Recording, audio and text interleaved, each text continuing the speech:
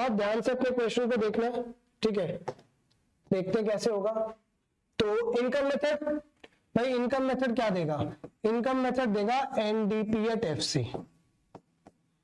अब तक तो पढ़ने पे यही समझ में आया है, इनकम मेथड क्या देता है, इनकम मेथड देता है एनडीपी एट एफसी। तो भाई एनडीपी एट एफसी का फॉर्मूला है कॉम्पनसेशन ऑफ एम्प्लॉइज। अब स्टूडेंट यहाँ पे इस क्वेश्चन में कंफ्यूजिंग, जो कंफ्यूज करने वाला फैक्ट दे रखा है वो ये है, एक सबसे एंड में मुझे क्या रखा है compensation of employees by government, और बिल्कुल स्टार्टिंग में मुझे क्या रखा है वेजेस एंड सैलरीज। यार कॉम्पनसेशन है और फिर वेजेस एंड सैलरीज है, किसको कंसिडर करेंगे सोचो।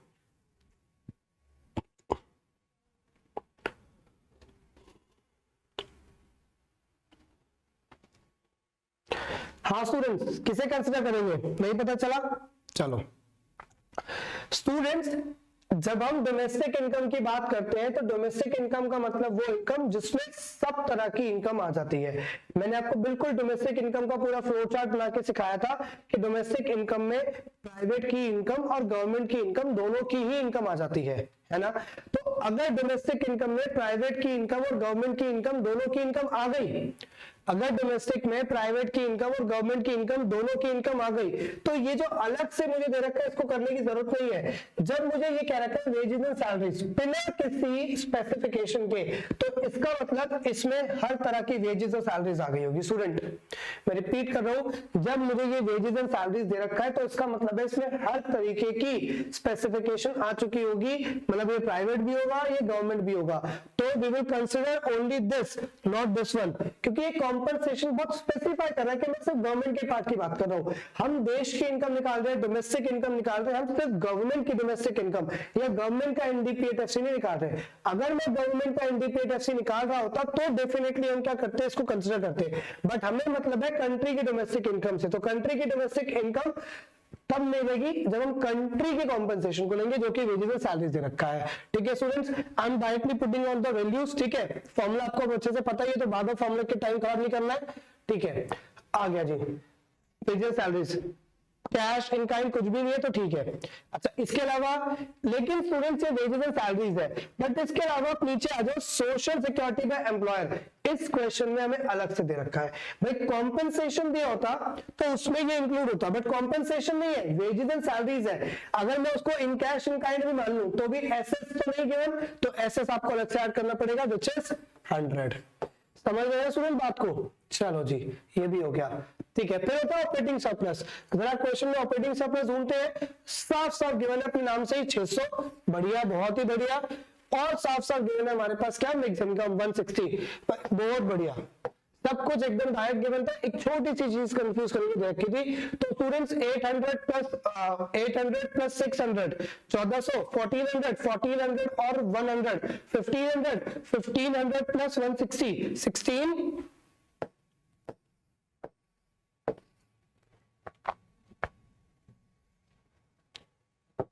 1660 राइट। चलो लेकिन आया क्या है, डोमेस्टिक इनकम, चाहिए क्या, नेशनल इनकम।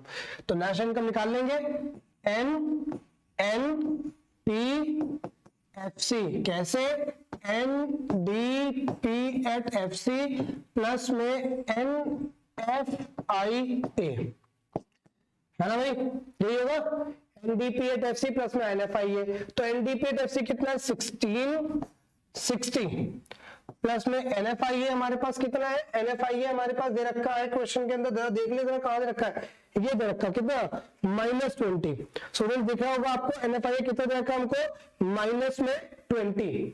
स्टूडेंट्स एक सेकेंड, थोड़ी सी मिस्टेक हो गई यहाँ पे हमसे। इस क्वेश्चन में हमें नेशनल इनकम नहीं निकालना, इसमें निकालना है GNPFC।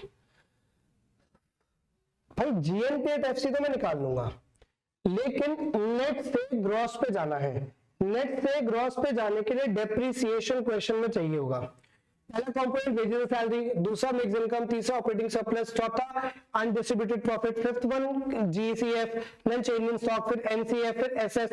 भाई डेप्रिसिएशन तो है ही नहीं। चलो कंजम्पशन ऑफ फिक्स्ड कैपिटल ही ढूंढ लो, कंजम्पशन ऑफ फिक्स्ड कैपिटल भी नहीं है। चलो एक काम करते हैं, replacement of current replacement cost ढूंढ लेते हैं, नहीं है। रिप्लेसमेंट ऑफ फिक्स्ड कैपिटल नहीं है। इसका मतलब स्टूडेंट्स क्या हम डेप्रिसिएशन को इस क्वेश्चन में जीरो मान लें? भाई ना वो डायरेक्टली डेप्रिसिएशन नाम से गिवन है, ना ही वो अपने किसी सिनोनिम से गिवन है। तो जब अपने नाम से नहीं गिवन, जब अपने सिनोनिम से नहीं गिवन, तो क्या माने उसको? सोच के देख लो एक बार, देखो क्वेश्चन को ध्यान से। यही स्टूडेंट मैंने आपसे कहा था इनकम मेथड कराते वक्त कि you have to be very careful about each and every component. एक एक कंपोनेंट को बहुत ज्यादा क्या करना है स्टूडेंट्स? ध्यान से देखना, समझना और पढ़ना है। क्योंकि देखने में तो ये आपको क्या लग सकता है, देखने में लग सकता है कि गिवन नहीं है, लेकिन अगर due to lack of practice रही तो आपको वो चीज पता नहीं चलेगी और गड़बड़ हो जाएगी। स्टूडेंट्स इस क्वेश्चन में पहले हम डेप्रिसिएशन निकालेंगे। कैसे निकालेंगे? देखो, जब मैं डेप्रिसिएशन निकालूंगा स्टूडेंट्स, क्वेश्चन में डेप्रिसिएशन निकाला बिल्कुल स्टार्टिंग में सीखा था, ग्रॉस से नेट का डिफरेंस डेप्रिसिएशन होता है। मतलब ग्रॉस वैल्यू में से माइनस कर दूंगा नेट वैल्यू, तो क्या आ जाएगी? डेप्रिसिएशन। स्टूडेंट्स इस क्वेश्चन में देखो दो चीजें देखो ध्यान से, एक रखा है ग्रॉस कैपिटल फॉर्मेशन, एक रखा है नेट कैपिटल फॉर्मेशन। दोनों बिल्कुल सेम है। फर्क किसका है? फर्क केवल दोनों के बीच में एक ही चीज का है, और वो चीज क्या है?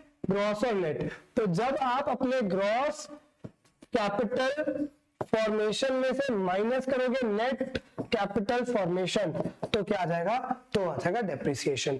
मतलब 330 माइनस में नेट कैपिटल फॉर्मेशन कितना स्टूडेंट्स? 300। कितना हो गया आपके पास? 30। तो ये 30 स्टूडेंट्स हमारे पास क्या हो गया क्वेश्चन में? ये 30 स्टूडेंट्स हमारे क्वेश्चन में हो गया डेप्रिसिएशन। राइट स्टूडेंट्स, ये 30 हमारे पास क्वेश्चन में क्या आ जाएगा? 330 माइनस 300 दैट विल बी 30। बस अब क्वेश्चन करने में कोई प्रॉब्लम ही नहीं है। अब तो क्वेश्चन बिल्कुल सिंपल है, आप एक्सपर्ट हो तो करने में, क्वेश्चन हो ही चुके हो अब तक। तो GNPFC निकालना है कहां पे? है भैया NDPFC पे। चलो ग्रॉस पे चलने के लिए प्लस कर लेते हैं, डेप्रिसिएशन कर दिया। डोमेस्टिक से नेशनल पे जाने के लिए प्लस कर लेते हैं NFIA, और उसने कहा फैक्टर कॉस्ट पे निकालो, हम ऑलरेडी फैक्टर कॉस्ट पे है तो फिर टेंशन ही नहीं है कुछ। तो NDPFC हमने निकाल लिया था जी, 1660 आया था हमारे पास। डेप्रिसिएशन की जो वैल्यू हमारे पास आई थी वो कितनी आई थी? 30। वो भी कर देते हैं। प्लस में उसने कहा है NFIA इस क्वेश्चन में दे रखा है, इसमें भी नेगेटिव में दे रखा है। मतलब बार बार आपकी पेमेंट्स एक्चुअली में क्या है? देश की ज्यादा। और स्टूडेंट्स अगर मैं एक्चुअली में बात करूं इंडिया के NFIA की, तो वो नेगेटिव ही होता है। मतलब net factor income from abroad India में मेजरली क्या होती है? Negative. Because students we are a developing nation, India एक डेवलपिंग नेशन है। सो क्योंकि हम एक डेवलपिंग नेशन है तो कंपैरेटिवली हमारे इंपोर्ट्स बहुत ज्यादा होते हैं और एक्सपोर्ट्स कम ही होते हैं। मतलब एक्चुअली में क्या होता है कि हम डेवलपिंग देश है, तो अपने डेवलपमेंट के लिए हमें फॉरेन के बहुत सारे देशों पे डिपेंड होना पड़ता है। हमें एडवांस टेक्नोलॉजी के लिए, कैपिटल गुड्स के लिए, हाईली स्किल्ड जो लेबर होती है उन सब के लिए डिपेंड होना पड़ता है। तो इस वजह से हम उनसे सर्विसेज ज्यादा अवेल करते हैं, जबकि उनको इन रिटर्न टू दैट बहुत कम दे पाते हैं। ठीक है। और अगर इंडिया उनको सर्विस मतलब कुछ दे भी रहा है रिटर्न में, तो ज्यादातर एग्रीकल्चर प्रोडक्ट्स वगैरह। तो इस वजह से हमारा जो NFIA आता है वो मोस्टली क्या रहता है? नेगेटिव रहता है स्टूडेंट्स। ठीक है, ये बात आपको याद रखनी है। चलो सॉल्व कर लेते हैं इसको। तो 1660 30 माइनस में 20 कितना हो जाएगा? 10। तो 1660 प्लस में 10 कितना हो जाएगा? 1670। तो ये तो हो गया स्टूडेंट्स, बात खत्म। चलो एक हमारे पास हो गया कंप्लीट। अब जरा देख लेते हैं कि हमारा एक्सपेंडिचर मेथड क्या कर सकता है इस क्वेश्चन के लिए। ओके, तो स्टूडेंट्स एक्सपेंडिचर मेथड निकालेगा क्या? पहले तो एक ही काम कर सकता है, वो आपको GDP दे सकता है। उसके बाद जो आपकी श्रद्धा, जैसी आपकी श्रद्धा आप वो कर सकते हो। तो स्टूडेंट GDP एट MP निकालेंगे। पहले GDP का फॉर्मूला क्या बन जाएगा? सबसे पहले आपके पास फॉर्मूला होता है प्राइवेट फाइनल कंजम्पशन एक्सपेंडिचर दे रखा है जी 1000, तो प्लस कर देते हैं 1000। फिर हमें दे रखा है गवर्नमेंट फाइनल कंजम्पशन एक्सपेंडिचर, 450 दे रखा है। चलो ये भी बात बन गई, ठीक है। फिर स्टूडेंट्स हमारे पास क्या होता है? फिर हमारे पास होता है gross domestic capital formation. Students gross domestic capital formation दे रखा है हमें, ग्रॉस कैपिटल फॉर्मेशन। भाई कोई वर्ड नहीं है तो डोमेस्टिक ही हुआ ना, ठीक है, ये भी हमारे पास क्वेश्चन में गिवन है 330, तो ये भी हमें मिल गया 330। प्लस कर देते हैं इसके अंदर, क्या हम प्लस कर देते हैं नेट एक्सपोर्ट्स, तो नेट एक्सपोर्ट्स क्या होता है स्टूडेंट, 30 माइनस में 60 कर दिया। ओके, तो अब देखो स्टूडेंट्स करना क्या है, 1000 प्लस में, चलो कैलकुलेशन कर लेते हैं, हमारे पास आया 1000 प्लस में 450 प्लस में 330, ठीक है, माइनस में लास्ट में क्या है 30 वाला 60 मतलब माइनस 30, तो माइनस 30 कितना आ गया 1750।